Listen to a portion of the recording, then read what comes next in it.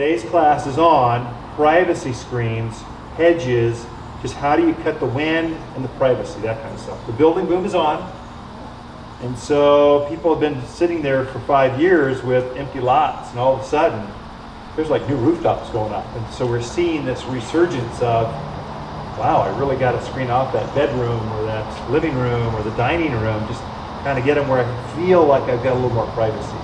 And so today's class is on which plants are best locally. You can do a lot of internet research and you will be so confused because there's just too much and it's not localized. This is for here. And here would be, really it's Cordes Junction and higher. So it's the mountains. Once you come up from Black Canyon City, you go up to it's God's country. It's us, we're all the same zone.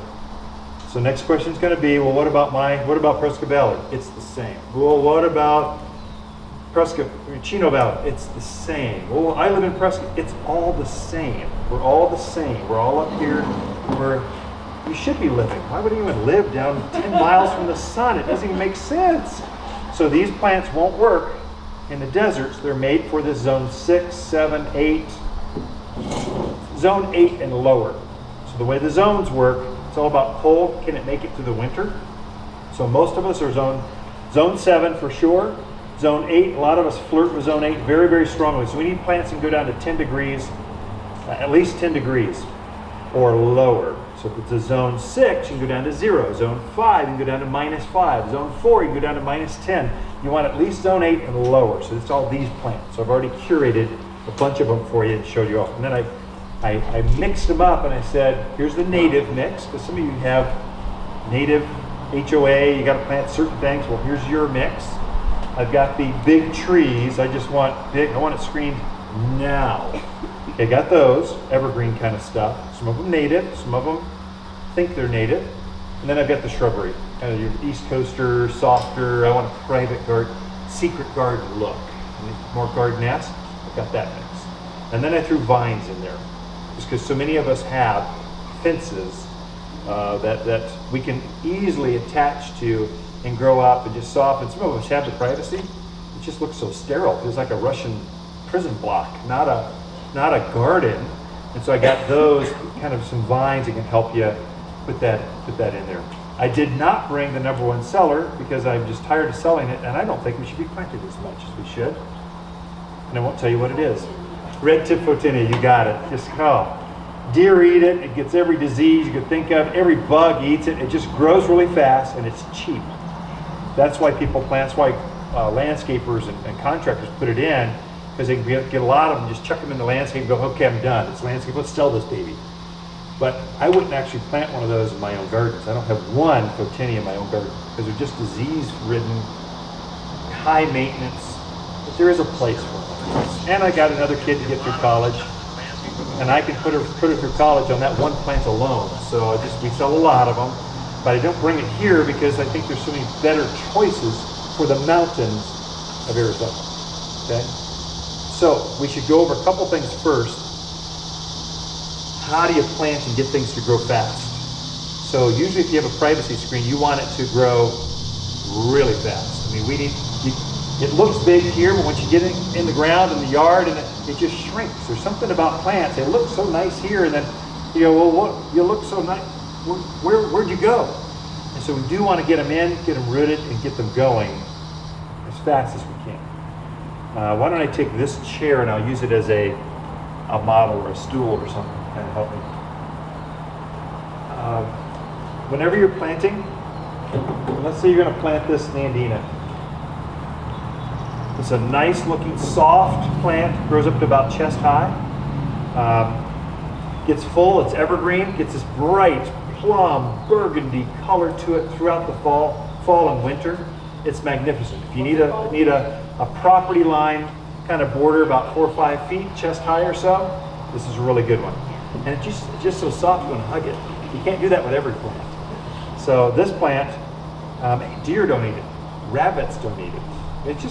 It looks softer, it looks like it's delicious, but nothing bothers this. It's a great plant locally. Heavenly bamboo or Nandina. Nandina, yeah. So any plant, any of these plants we're going to talk about Here's how you plant it for maximum growth in the mountains of Arizona. Now, have you tried to dig a hole on the yard lately? Okay, it's like, at least now it's nice. I mean, at least it's a little bit soft. You got some rain that kind of makes it easier until you hit that first boulder or first caliche layer. Roots do not go down. That's a myth. In the Midwest, where you've got 5 foot of topsoil, maybe they go down. Here, they do not go down. Even big established natives, they go down about 2 feet and then they turn and they start going sideways. I call it the big hockey stick. So this goes down, boom, runs hundreds of feet this way. Big ones have been bulldozed. The roots are just this big and then they go out like this. It's amazing that they can stand upright that way. Well, if you know that's how they're naturally going to grow, encourage them to grow that way. Don't go down. This is hard for you guys that own jackhammers and backhoes and that kind of stuff. I've seen guys, I mean, in a hole this deep. We go, what are you doing down there? Get out of there. You don't have to go that deep. You just have to go sideways. So really, any of these plants, you're only going as deep as the root ball. That's as far as you need to go. We're gonna dig a hole 3 times wider though, and then round it. Much easier to dig a hole wide than deep. Much easier. Now, with that being said, you folks on the rooftops or the mountaintops or the vistas, you folks on the rock piles, you might hit a boulder, something might be down there. You might even run into the old debris pile. Contractors are famous for digging a hole to reduce cost. Dig a hole, bury it in the yard. And I found blocks or concrete chunks, stuff will be down there. If you see stuff that's bigger than a golf ball, dig it out. It's only going to be a detriment. That debris or those chunks or those old roots or they just heat up in summer and they roast or bake the roots. So you do want to screen. Some of you will have to screen harder than ever. Some of you won't have any soil left by the time you get done screening, but try to screen that out so that you have just native earth left, okay? That's what we're going to amend and use to backfill around the root ball. That's going to allow the roots to go out quickly, get established, so it can start growing. So then you've got a pile of dirt sitting here that you've screened out, got the debris out. Then you need to add some compost or mulch. We call it premium mulch. We've got an old sawmill over in Taylor, Arizona. We're taking the old sawdust tailings, 50 years old. We're screening that down and bagging it. And that's our mulch. It's a locally sourced product. The plants get used to our soil. So you want to add some of that. Now, you don't have any organic matter. Some of you have dead soil.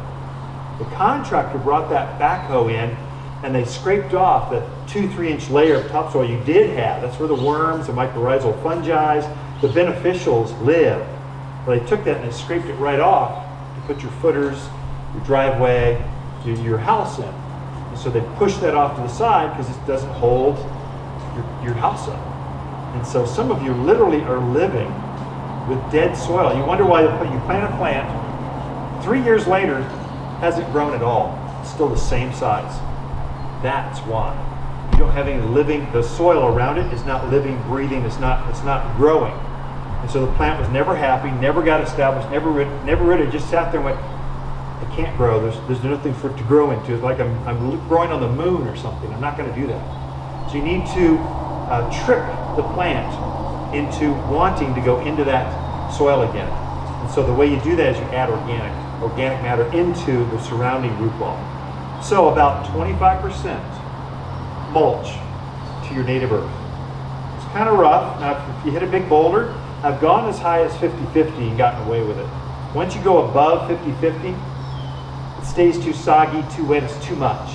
You need to use the native soil that's there. You just need to keep it, you need to add some organics and keep it from compacting right back down to its native state that you dug out. So that organic matter keeps it light and fluffy and allows roots to go through it. So about 1 shovel of mulch for every 3 shovelfuls of native soil is rough. That's good. You can go a third. There's some room for fudge factor there. The main thing is be generous. Add some in there. Blend that together, and then that's what we're going to backfill around the root ball. Tap it down. The bigger the man, the bigger the foot, the heavier the better.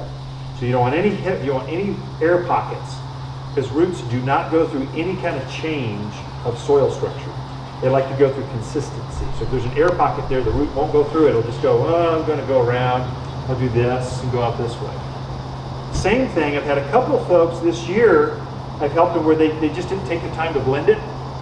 Either they didn't want to mess up their rock or something, so they layered it. They went, I'll put mulch down, then I'll put some soil, then I'll put some mulch, and I'll put some soil, and I just kind of do it that way. Roots do not like to go through different soil bands. They like to go through the same consistent soil. So blend it first, then backfill around it and pack it down.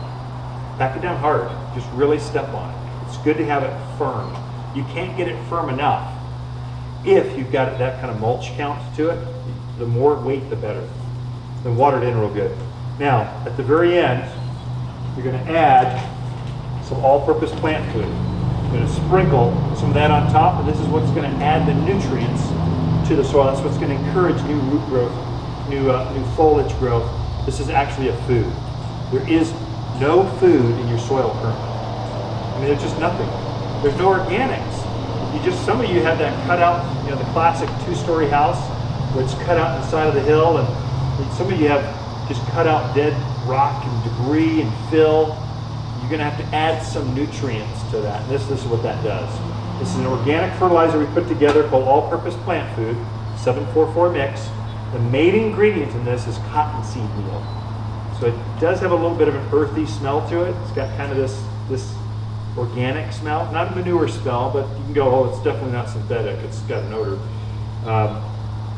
You sprinkle this down, it slowly breaks down over the next 3 months and then releases food very slowly and consistently over a very long period of time. That's perfect for new plantings. Okay? And at the very, very end, I'll water it in with Root and Grow, the most important ingredient. This is the most important ingredient. That's it. So in fact, I'll pre-mix this up in my watering can before I even start. So this is a rooting hormone that encourages new roots to start forming into the root hairs, into the surrounding soil. So this is a one that we put together ourselves. We've bumped up the hormones that encourage the plants to root. This is like open heart surgery and brain surgery at the same time for this plant. This is the only home it's ever known. You're going to pull it out, throw it into some awful soil, and expect it to grow and thrive and be happy. It's not going to be.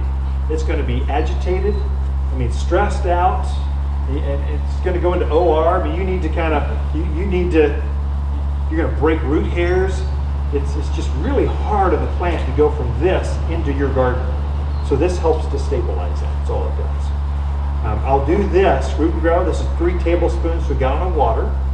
I'll do it every other week or so until I see the plant stabilized.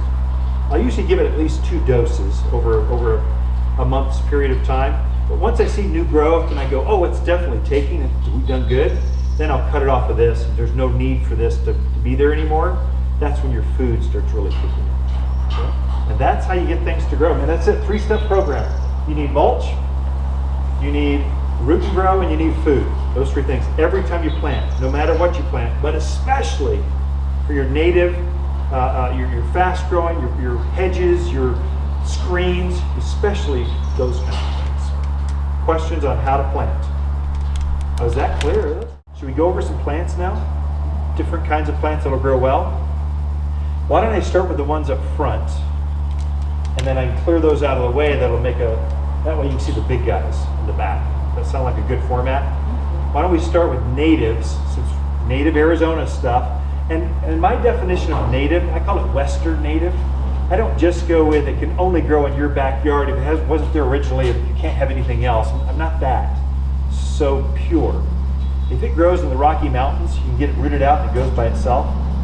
It's drought hardy, it adapts, less insects and animal critters kind of get it. I like that one. So we do have some hardcore natives, but then I branched out with there's cousins of the natives, and I introduced those as well. First and foremost, this is rabbit bush. There you go. My brain went. I got the native. I'm talking Latin in my head, and I didn't have the actual common name. This is rabbit bush. This is one I generally don't grow in my own yard because it's kind of weedy. It seeds and comes up every place. It does take some maintenance, but it's truly a native, and it adapts really well. It grows up to about chest high again, so about this high, maybe head high if you're shorter. So it grows about 5-6 foot or so, thick, mostly.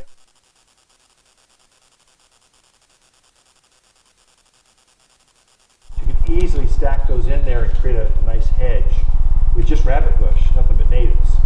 Again, just be aware, if you plant this one, it's going to come up in other parts of the yard, in your neighbor's yard. It's going to take some maintenance to I kind of give it the old Roundup stuff every once in a while, just kind of keep it at bay. But this is a great native for here. This one is, what is the name of this thing? It's an evergreen up to 10 feet tall. If you don't like that where's my brain going? Anyway, you can look at the Vicanella California. It's basically an evergreen that if you're going to kill this, it'll be from overwatering. This is super drought hardy. It is not going to like clay soil. If you're off that 69 corridor, the ranch, you have up by hills, it may struggle because of the heavy clay soil. But if you've got manzanita on your property, and you want one that looks like it's on steroids, this is the one. Manzanita grows naturally about chest high. This is going to grow twice as high and thick. So truly a native, especially in the lower elevations, it's going to do really well. Williamson Valley, this thing would grow really well. It's an evergreen hedge kind of thing. Then,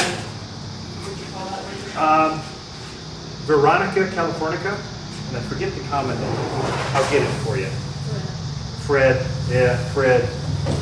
Anyone know what this is? Pinyon pine. Yeah, native pinyon pine. Now, this is a hardier variety of pinyon pine than we have locally. This one is less prone to get the scale, the bark beetle, tip borers. There's some things that go after our native pines. This is a cousin of the native pine that grows here. It has a bluer look to it and a thicker needle to it. I think it looks kind of neat. It's still kind of prickly like a pine is, but it's softer than our native pinyon pine.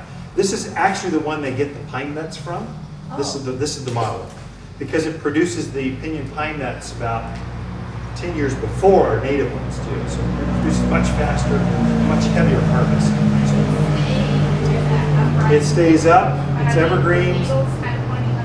It grows just like this, only about 15 feet tall by 10 feet wide. Okay, slow, methodical growth.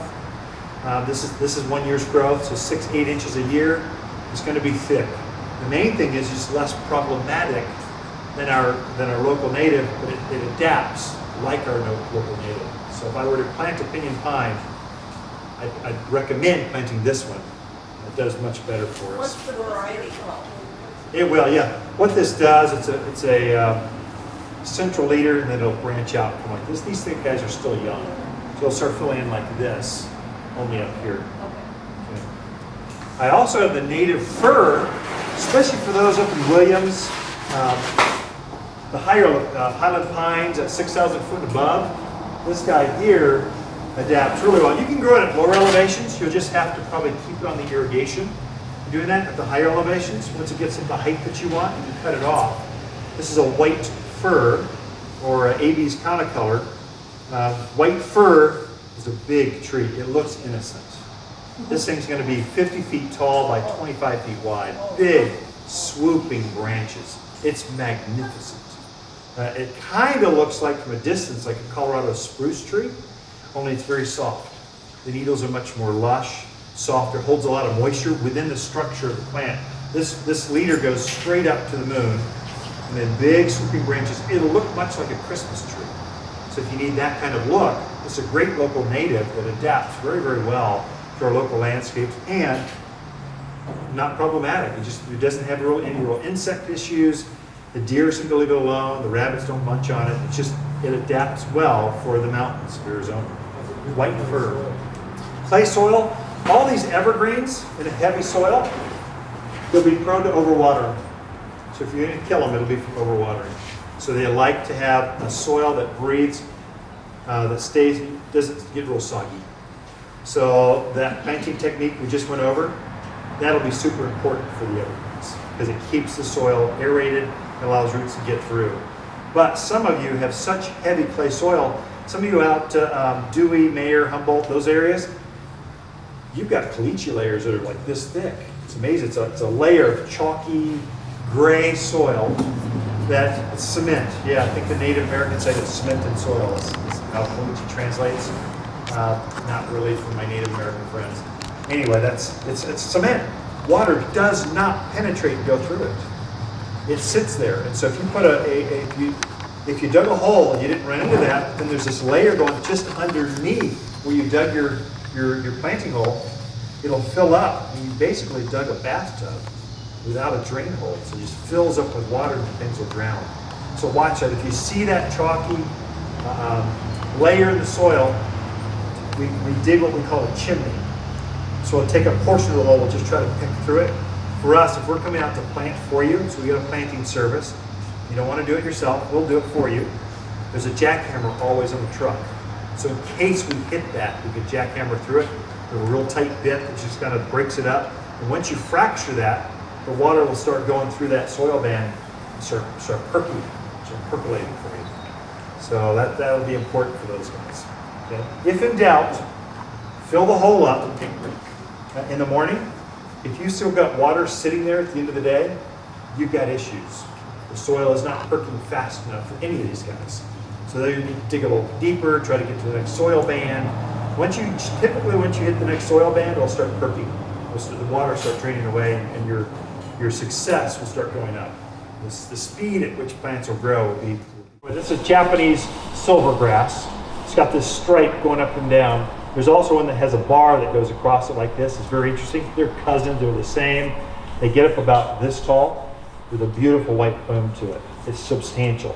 The beauty with grasses in the mountains, the higher elevations, they add so much drama, art, motion into the gardens. So the wind is always blowing through them and just adding this life into the garden. So you need that garden-esque feel, secret garden feel. Grasses are a great way to go. Or at least at the very least, add one to the front edge. So you could take these great big pine, spruce, and arborvitae we're going to talk about in a second, add one of these out in front. All of a sudden you got this big, bold evergreen with this softer, more delicate grass out in front. And it'll give you this depth to the privacy screen. So many times we think of privacy as a stark wall.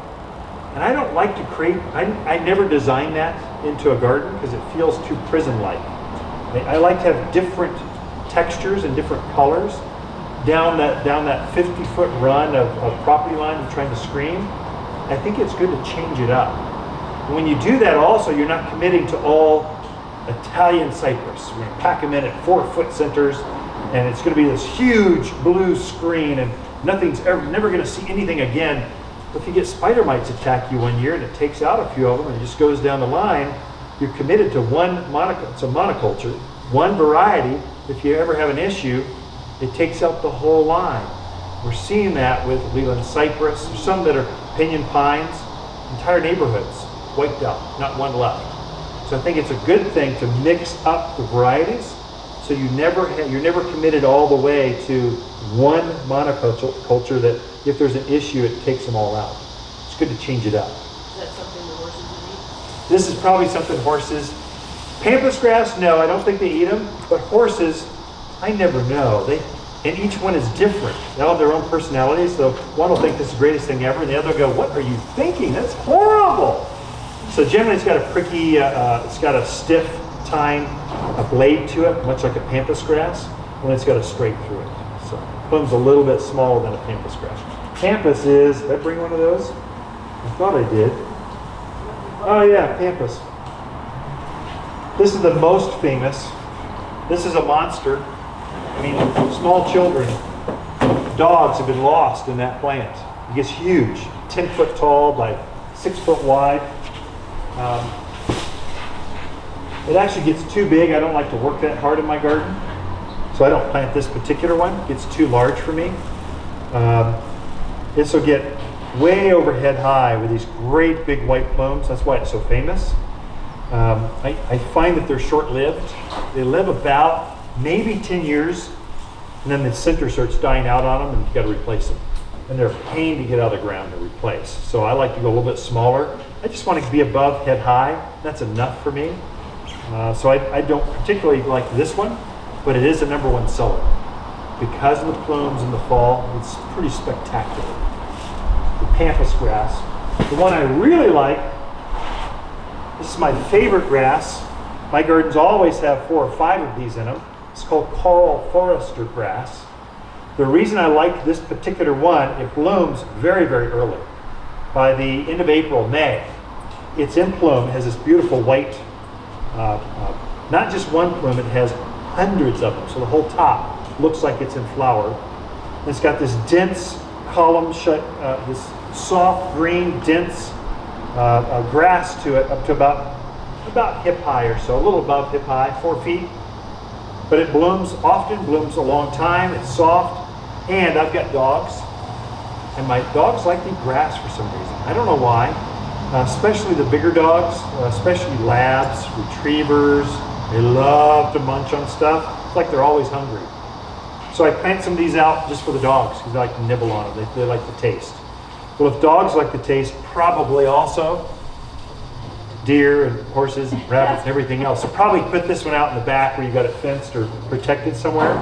This is a great grass just for decorative. What was that? This is Karl Forester grass. What's the first word? Carl, like, hi Carl, how you doing? My name's Ken. all right. Carl Forester grass, yeah. Again, you come look at the labels. We're all done. Yeah. Curiosity, we're from Eastern Colorado, with the grasses, you cut them off in the spring or late fall once they've done their thing because they come up new in the spring. Correct. Do you have to do that with any of the grasses here? or- So she's from Colorado, and there in Colorado they had to cut back the grasses like a perennial, cut them back to the ground, fertilize them, get them to grow again. All of these are perennials. You do need to cut them back. There's only one that's an evergreen that I know of that's a grass, and that's bear grass or native bear grass. It's truly an evergreen. Also, many of the grasses you think are grass are actually yuccas. So those yuccas you don't cut back. Even though they turn color, they get gray to purple, you still leave them, they'll re-green or re-blue back. So you don't cut back yuccas or the bear grass. So leave So them. what time of year do you cut that back here? For grasses, the time of year I cut them back, as long as they're looking good, I keep them up. Because I like them. I think they look good when they're green. I think they look good when they're that straw color. As long as the plumes are up and in play, I leave them. As soon as the first snows of January, February gets the grass to lay down, I go, no longer pretty, whack them. Then I'll fertilize them first part of March, they start coming back again. So they look good all except for maybe a month or two in winter. Late winter, early spring, and they start growing again. And I think that's especially important for pampas grass. We don't cut those back enough. And so then, if you don't cut back that biggest pampas grass, you get these big dead blades, and then it intermixes with the green blades. It never looks really good. Really, pampas grass needs to be cut back to about knee high or so. I mean, be aggressive on them. Most grasses, I'll take the rotting mower and I just go right over them. Or the weed whacker, or I just take the electric hedgers, I whack them right back, right to the ground. I mean, aggressive. To the ground. Pampas, a little bit taller. Do you have So- maiden grass here? Maiden grass, yeah, we've got maiden grass as well. Does it Not do quite okay tall enough. outside? What's that? Does it do okay outside? It does maiden grass does very well. So take a look at all the grasses. I just brought a couple. I had too many plants to go over. And it's only an hour class. So how are we doing on time anyway? It's only been 10 minutes. Yeah, you got another hour. Sure. Let's go over some of the more decorative things. Okay, some of the more East Coast, Midwest. These are things that if you truly want to make a formal hedge, I want to trim it and keep it looking hedge-like. These are the ones you want to go with. So probably the most famous of them, Euonymus. Don't ask me to spell that. It's Eoumymous. Come look at the label. Euonymus. It does not spell like that, but these two are exactly the same. One's blonde, and one's gold. I don't know, whatever. They're the same. They grow up 8 foot tall, 6 foot wide, and thick. And the more you hedge these, the thicker that they get. So as you put big tendrils, big branches coming out. Just the more you trim them, the thicker and thicker and thicker they get. Pretty fast. These will grow very, very fast. But isn't that pretty? If you need some color, but you want a big, thick screen, this is a great way to go. Okay. We also do these as underplantings at the front of the house. If you got a big bay window or something, just looks a little stark. Plant these and keep them trimmed, like, underneath. Give us that look that way. So just, do you like the cream color or the gold color? That's what it really comes down to. A great hedging kind of plants. And they'll go to whatever height you want. Let me get rid of this. You can keep those at 4 foot. You can keep them at chest high. You can keep them at head high. You can go even taller. Just get it up to the height you want. Start cutting on it, and don't let it grow anymore. It'll start filling out. Now the question is, how many do we need? We should cover that. How many of these should you plant if you want this great overlapping pattern? Okay, if you want them to grow up and be thick, a hedge. How do you space a hedge? Here's how I do the math. It's a really easy formula. You simply look at the tag, go, oh, this grows 3 foot, 6 foot, 7 foot high, 3 foot wide. So it's going to grow like this big. Okay, this plant's going to go this big. I think it can even be a little bigger. So what you do is whatever that width is. Let's say we're going to talk about this guy's a monster. 10 by 10. Huge. This is down a driveway where I just don't want to see anyone anymore. I want to go into my private gate and just come down this line of privacy. This is red clusterberry cotoneaster. The way you spell it is cotton Easter. That's how it's pronounced. But this guy, I screened a 500-gallon propane tank at the farm. That's the one that looks like a submarine in the yard. I mean, it's massive. I mean, it's like huge and ugly. It was like a wart sitting on my back deck. It wasn't pretty. I planted 3 of these. 2 in the front, 1 on the side, just where I didn't care about the greenhouse side, just wanted my garden side. I didn't want to see that big tank. Planted 3 of these. Within 2 years, it was completely gone. Just gone. It grew that big. This tank was over head high. It was huge. It disappeared. It's evergreen. It gets white flowers in the spring. It gets a red berry. That's the name, red clusterberry. It's clusters of red berries that form late summer through winter, and it's thick evergreen. You can tell it looks innocent. This thing's going to be big and grow fast. The great thing about this one is that the deer and elk did not eat it. They weren't even interested in it. So animals, not an issue. Javelina, not an issue. And then it doesn't get disease. It doesn't get the powdery mildew like red tip Photinia. So those folks that want to plant red tip Photinia, I try to encourage them this way because it'd be less. I'll make more money off of you in the long run by planting red tip Photinia, because you're always going to be coming in for fungicides and fertilizers and iron additives. This one is far less maintenance. To my friends, I tell them plant this one, not the red tip. This grows 10 foot wide. You can keep it down. I wouldn't keep it too short. It would be too much work. There's better choices for that. For privacy, this is a really good one. Red tip, I think it's better than some of the other choices. So red clusterberry cotoneaster. It grows 8 to 10 feet wide, 10 feet tall. So the spacing, just whatever that width is, cut it in half. That'll be your spacing for the plant. So this one I plant every 4 to 5 foot, centers, and all of a sudden you'll quickly get this overlapping pattern where you won't be able to see through it at all. So it's a good plant for that. So just divide by 2, whatever the width is of that plant, and that should be your spacing. If you want it to be more open, more natural, you could space it out more, but you'll never quite get the wall effect. You won't quite be hedged enough. At half the recommended width, all of a sudden you'll quickly get this overlapping pattern.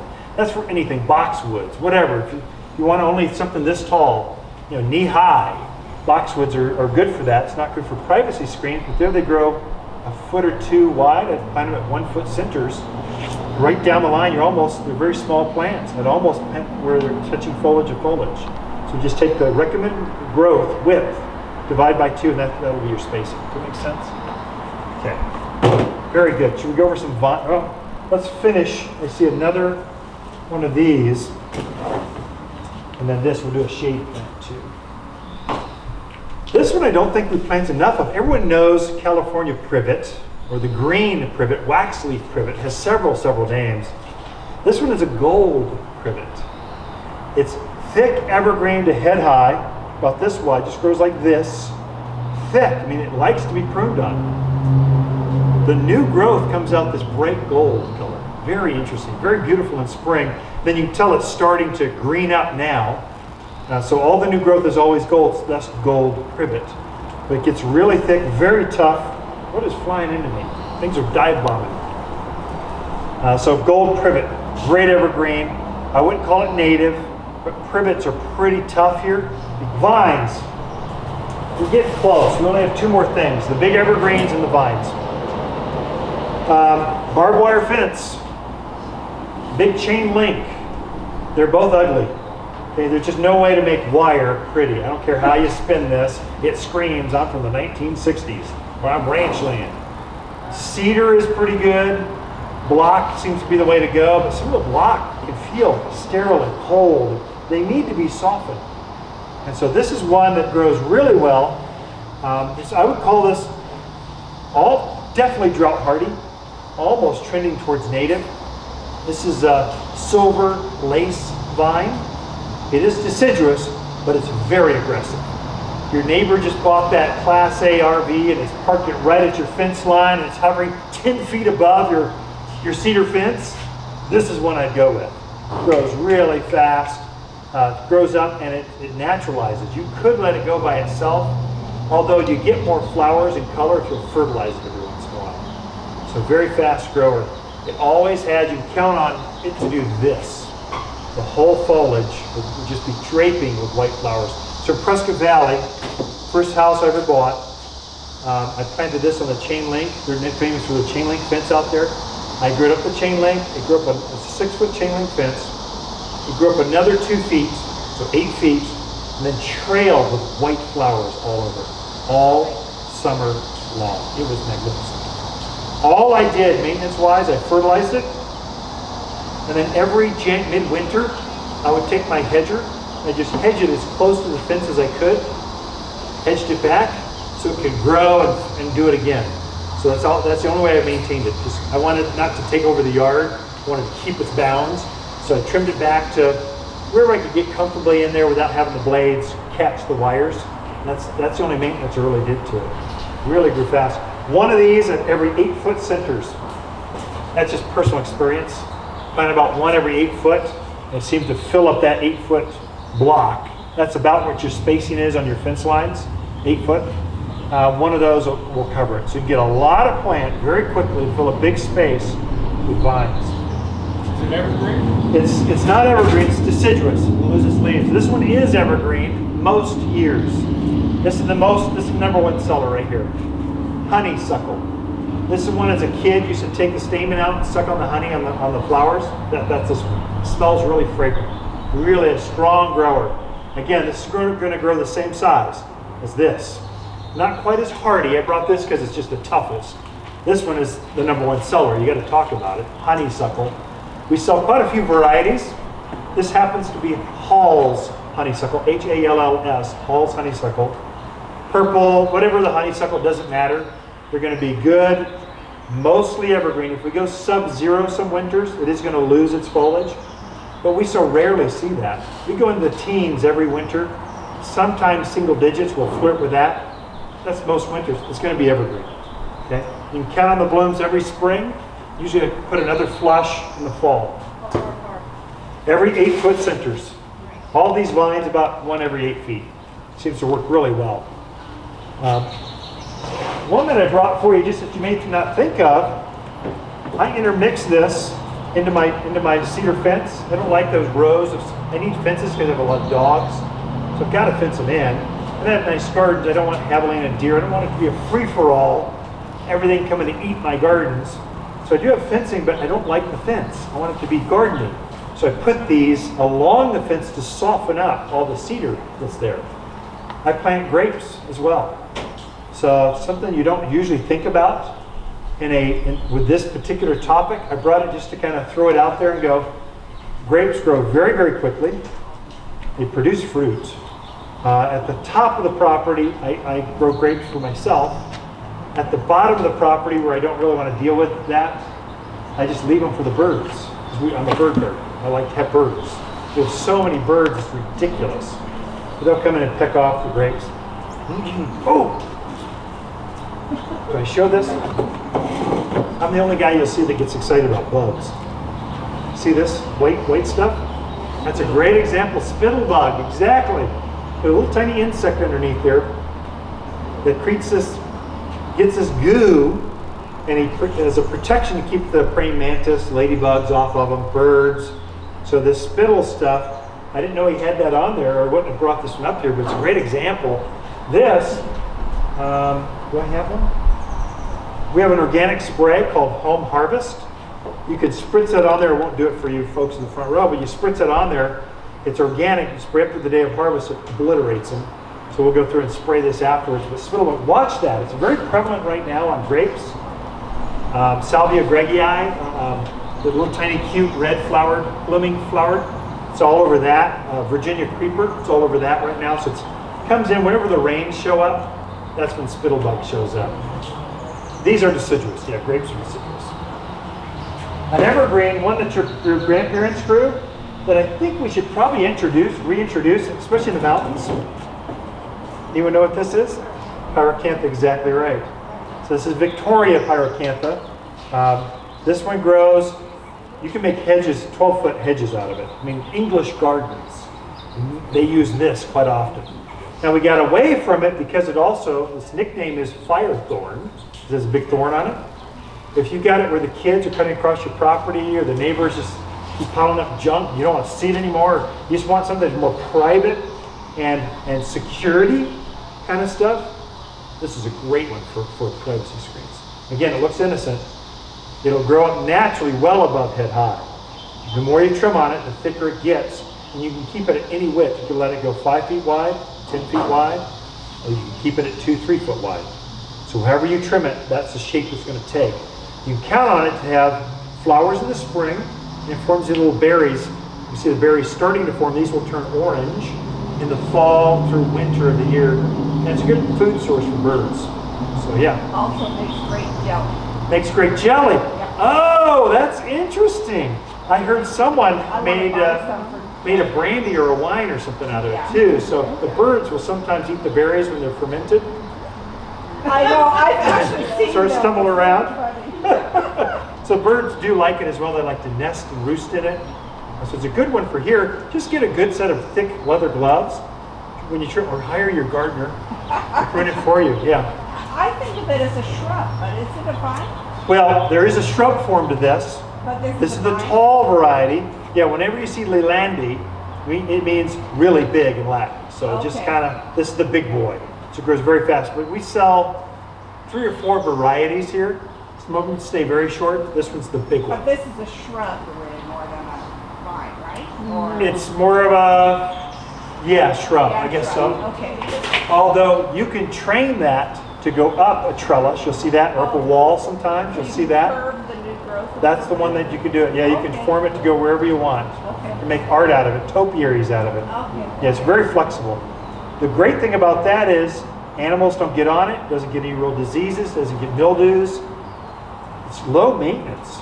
Low water once established. We use it in commercial settings quite often. We just bought a new investment property. I'm probably going to put that on the back side just to soften up this big, stark, gross wall. So I can let it go, and I know a tenant isn't going to kill it. So it just kind of, it can stand by itself. You don't have to put it by a fence, or you can train it up a trellis if you want to make it more artistic. It's whatever you want to do with pyracantha, you can do. Okay, let's go over the big ones, shall we? And there, I think I'm just going to pull this table forward a touch and walk behind. We'll just go down the line. These are all evergreens, conifers. These are all conifers. That is, things that have needles. We'll just go down the line. We'll start with the biggest, most popular one.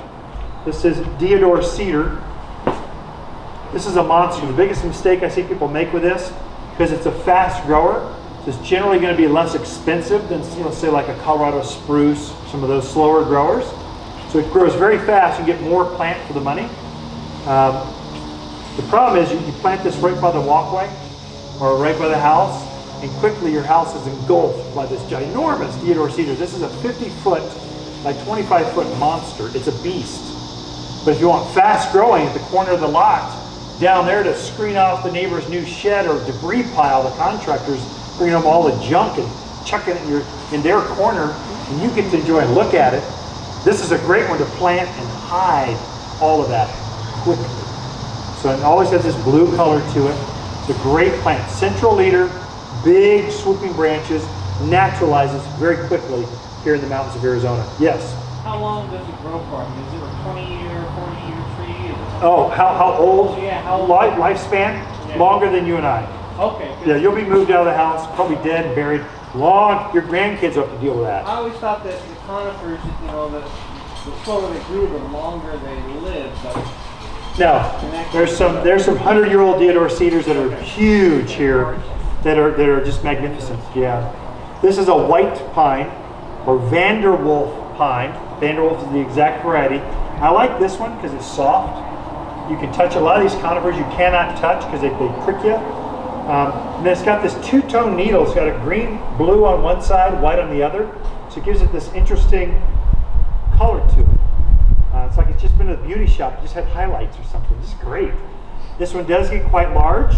Gets 15 foot tall by 6 foot wide. Nice, thick evergreen. This one is a little sensitive to heavy clay soils, so don't overwater it. Be careful, don't water it more than twice a week by any means. Once, maybe next year, put it in this year twice a week. Next year, once a week is probably enough for this one. But it's cute and small, it's soft. It's growing at all elevations from Cottonwood, Camp Verde, all the way up to the higher elevations. It's doing really well. Vanderwolf pine. This one is Scotch pine. Here, let's do this one first and I'll kick it out of the way. This has been the #1 seller for many years. It's Arbovita.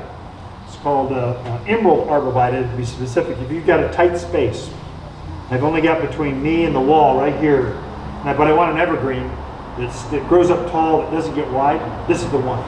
You line them up, stack them up every 3-4 foot centers. It's going to grow up to be this great big green wall. It's also nice with the color in that it's bright green. Sometimes we have too much blue in Arizona. Our natural color is just this blue color. These are natural Arizona colors. Sometimes you just need green to give you a contrast, to get you some design. This is a good one for that one. what's it called again? Arbovita, Emerald Arbovita.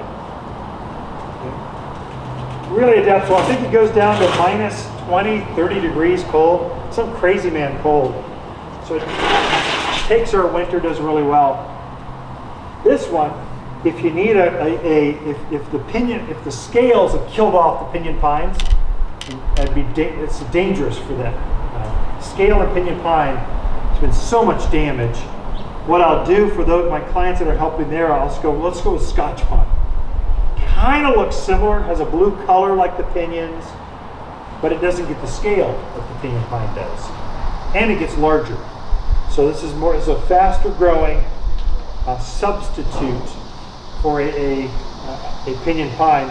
Gets up 20, 25 feet tall, probably 15 to 20 foot wide, great big, huge globe shape, and it's just hardy as can be. And animals don't go after it. It seems to be a low carrot. There's no bugs that go after it. It's a good plant for here. So Scotch pine, it's a great one if you want a short needled blue pine. This is a great one. We sell a lot of these for Christmas trees, that kind of stuff. Evergreens that way. Of course, the most famous of all of them is Colorado spruce. Nice, perfect cookie cutter, pyramid shape.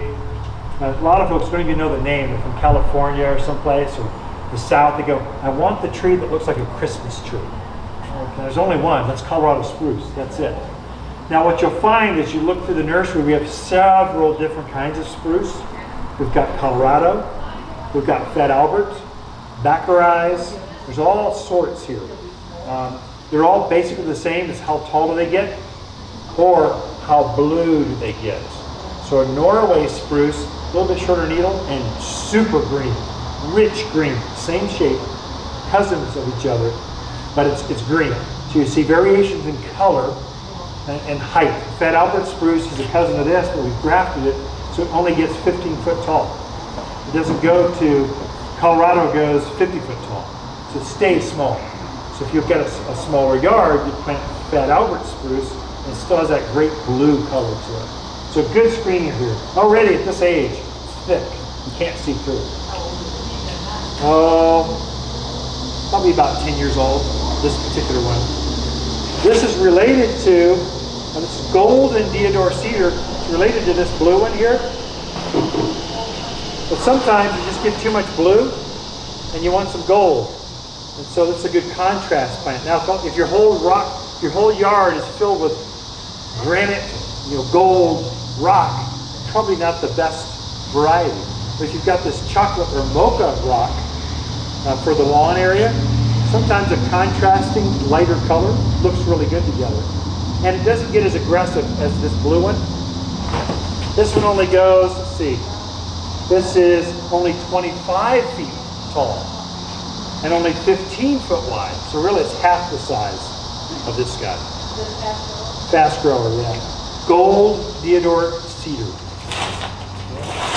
The one I use myself, my own yard. Now, I've got the classic mountain house cut out side of the mountain. I've got beautiful views. Then you got to walk. It's like 2 stories, 3 stories elevation between the top of my yard and the bottom of my yard. It's a hike. So you've got to drive down into my driveway. So at the front, I've got stair steps, 2 huge raised planters. And then I've got neighbors right there looking down on my patio where I like to sip my coffee, grow my flowers, putz around, get away from the world. What I did in my raised planters, I used this one. This is Spartan juniper. Then I intermixed a butterfly bush into it. So I wanted a screen. I got a double wall. Both layers have this staggered in those 2 raised beds. It's been 3 years. We're now blocked. They're gone. So the neighbors are no longer. I can see their rooftop. I don't want to see them at all, but at least I don't see their windows. If I encourage them to grow a little bit longer, they'll disappear altogether. It's a beautiful courtyard. Running water, fountains, hummingbirds, flowers, container gardens everywhere. It's beautiful. I mean, you come in, you go, boom, this guy might own a garden center. It's that. But I used this one because it's so green. I wanted to create this secret garden feel, but I wanted hardy. I wanted tough. So junipers do really well here. Junipers grow wild throughout the mountains of Arizona. And so junipers are going to naturalize very quickly for us. And this one I could shape as I want. It'll grow about 8-10 feet tall. I only need it to be about 6 feet. So it'll keep going another 2, 3, 4, 5 feet. And then it gets nice and wide, so nice and chubby. So I can let it grow as tall as I want and then trim it and keep it in check.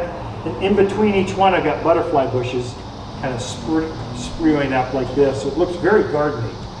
How old this one is, I have no idea. Probably 5 or 6 years old for this one. But I've got smaller ones too.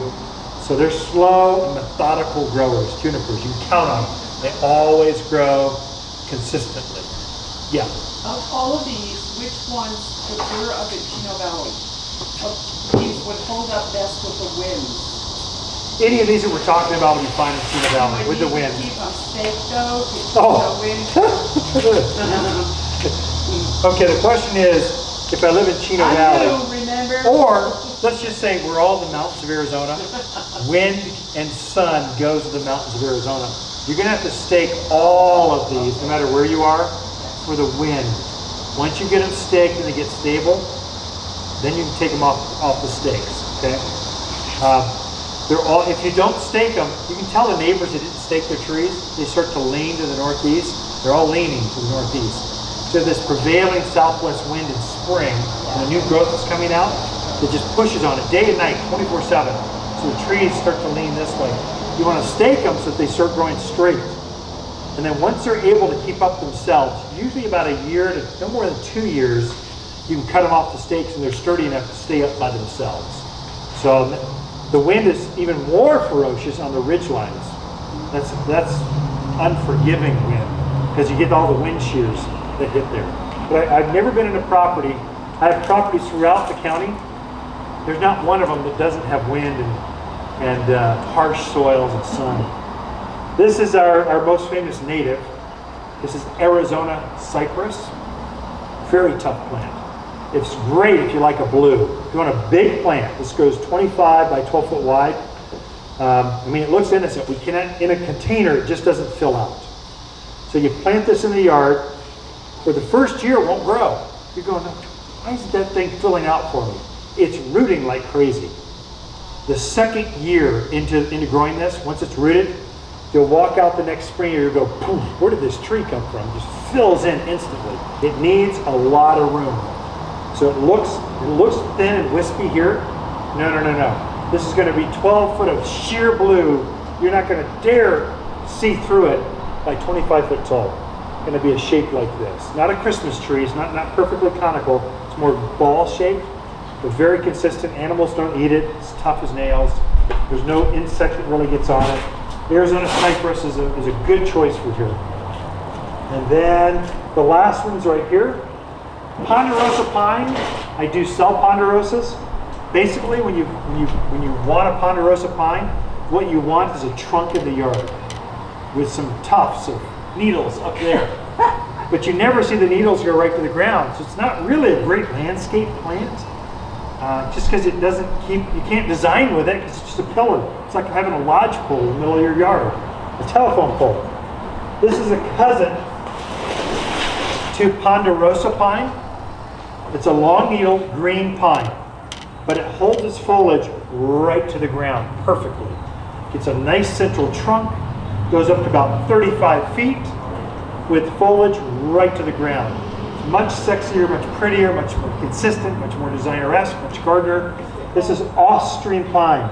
Did you just call it sexy? Austrian plants, I thought I heard that. they are able to be sexy. Yeah, there are some plants that are really, you kind of go, whoa, you just got to look at it. It's just so pretty, you go, whoa, that should be on the front of a magazine. That's this one. 35 by about 12, realistic in our lifetime. Long lived. This one's less likely to be have bark beetle, tip borer. There's some insects that go after native pines. They don't like the taste of this one. And so I generally I'll encourage most of my ponderosa customers to go, you should also look at the Austrian pine. It's probably a better choice, especially with our rock lawns. We've shifted over to so many rock lawns. There's no lawns left. Here, the Austrians look better in those types in our newer landscape designs. This one adapts better. This one and the Scotch pine, if you want blue, short needle, long, green needle, those are kind of my two go-tos for pine trees. Okay, questions? What was the width of this Austrian pine? 35 by 12. Okay. Is it Fast growing. Yeah, probably the fastest growing of the pine trees. There are other varieties of pines that will grow here. I don't sell those. So to my friends, I would suggest stay away from goldwater pine, black pines, any of those desert pines. They do grow up here. But there's a host rust. The oaks will have a rust that transitions over to them. And so they only live for about 7-8 years and they collapse and die. Just about the time they're fully in, you're going, oh, look at what I've done. I've created this. I am a gardener. It dies from rust. So I've just stopped selling those, even though people ask for them constantly. I just would not sell them to my friends. And if I wouldn't sell them to my friend, if I wouldn't plant it myself, I'm not going to sell it to my friends. So it comes down to that. These are much better choices without all the issues that some of the other pines get. Yes? What about broom? Spanish broom. It's a good choice. So Spanish broom is a shrub. We sell that in the spring when it's in bloom. It's got this white or a yellow flower to it. Very, very fragrant. It's delicious. I mean, it just fills up the whole. It just doesn't bloom now. It's just green twig. It's like a pencil plant. So I don't have any good looking ones right now. And it's slower growing. It's more drought hardy. Grows about like this and short lived. So it only grows maybe 5-7 years, and then trunks start dying out. It just starts dying. You got to thin it back. You almost have to reset about every 5-7 years, cut it off to the ground, or replant, start over again. So for privacy, probably not ideal for this particular topic. For It's that. not invasive because in California the broom was really invasive. In California, the brooms are invasive You're not in California. I know, I'm just asking. I'm just asking. Not as, it's not invasive. I would not call it invasive here. Okay. Every once in a while it'll pop up in places. Okay, But really not a bad, but Okay. we're a harsher climate. yeah, And I right. think it keeps it in And check. drier. I think And we're drier and we're much colder. I think Yeah. the temperature, the elevation keeps Well, them in that's why check. it's good to know what Yeah. works in the local. Yeah, that's where you talk to locals, your neighbors.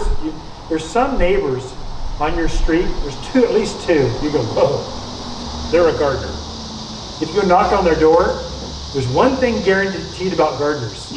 They love talking about their gardens. There's something social about plants, so they like to share. Just be careful because you'll probably have the grand tour before you're all done. But if you want to know what is that thing, why is it doing so? How do you do that? They'll be glad to share. They want to share. Or you've always got the cell phone going, click, take a picture, bring it in. We can ID it like that and tell you. But it's an easy way to get to know a neighbor. Pet their dog, talk about their gardens. You're now friends. You're going to be over for dinner. It's easy to get to know neighbors that are gardeners or have pets. Just super easy. Okay, other questions? Yeah. We have Leyland pine, when is it called, Leyland cypress. cypress? Yep. Do I need to know anything special about them? Because the builder put them in as supposedly a screen back Okay. there. I'm not a gardener by any Sure. means, so I'm just- So she's got Leyland cypress that the contractor put in the back to screen off, probably an eyesore. You want to sell the house fast, get rid of that, so it makes it feel more private. It's a great choice. Leyland cypress are related to the Arizona cypress, only it's green instead of blue. We are having a little bit of problem. If Leyland cypress gets stressed at all, there's a canker that gets on. There's a disease that goes after it. So the key with Leyland cypress, keep them healthy. If they ever get stressed, they're going to get sick and they're going to die. That's the only thing. So fertilize them 3 times a year. Watch your watering. So I fertilize with the all-purpose plant food. This is a great one. It just started raining 2-3 weeks ago. Boy, if there was ever a time to fertilize and encourage plant health, it's right now. So I would put this on there right away, especially for fall colored plants, maples, aspens, locusts, all your leafy stuff.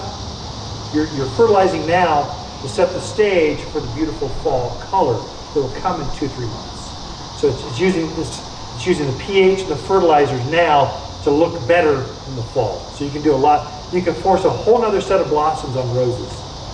Your Rose of Sharon's, this guy right here.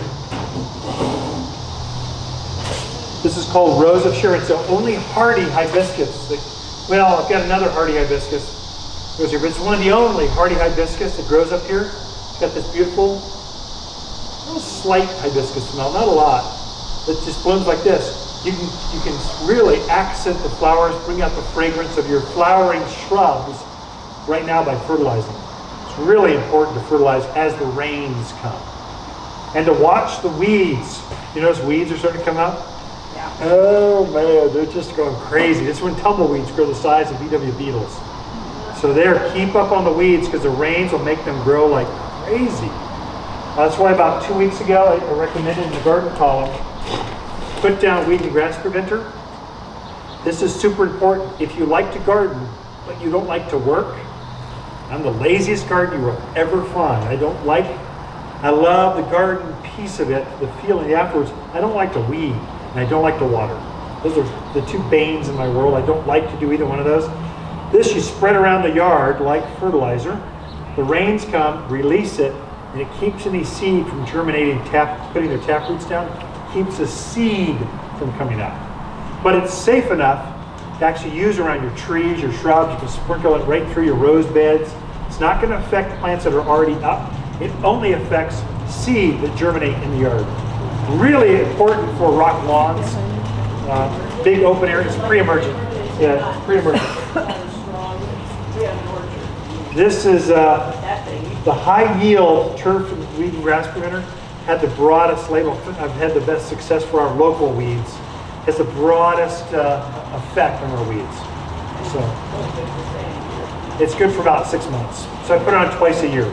Put it on in January, where the foxtail comes up in January, February, and I put it on right as the rains come. So for myself, I have no problems with weeds whatsoever. None at all. So last question. And then I got to wrap up the live, and we'll go with you. It's- And then I'll hang around and we'll answer more. I know there's pent up in there, yeah. Is that Hibiscus syriacus or another? I love it when folks talk Latin too. Hibiscus syriacus, Okay, great. mint spot Okay. is the exact Thank you. variety. I probably have though down there 10 different varieties. Yeah. And the variation is going to be as a tree or a shrub and what colors of flower. I didn't know they were so hardy. They're very tough. I think they go down to minus 40 degrees. Really? Some I crazy, had so no at all idea. elevations, Rose of Sharon will grow very, very well. And if you fertilize it enough, I've literally had them almost fall over because they were so loaded with flowers. They just fall over by the weight of the flowers. I just take it up kind of, and it just bloomed with hundreds of flowers. The regular California or Hawaiian or desert varieties, they don't grow up here. They grow through the summer. They don't winter over up here. This is one of the only varieties. And I think you can intermix this with all this green, and it adds a garden-esque feel to it, softens all the green out. Okay? With that, thank you for tuning in live, okay? So we'll be back, we'll have more questions. Look at the bottom of the feed, we'll get you the links to the handout if we can do that. We're still playing with this live feed on Facebook. If you can't make it to a class, go to the Waters Garden Center Facebook page, and this will be broadcast. You can sit in on your monitor right here every Saturday at 9:30. You can tune in. We'll try to be more consistent with this. Thanks for coming. You can clap now.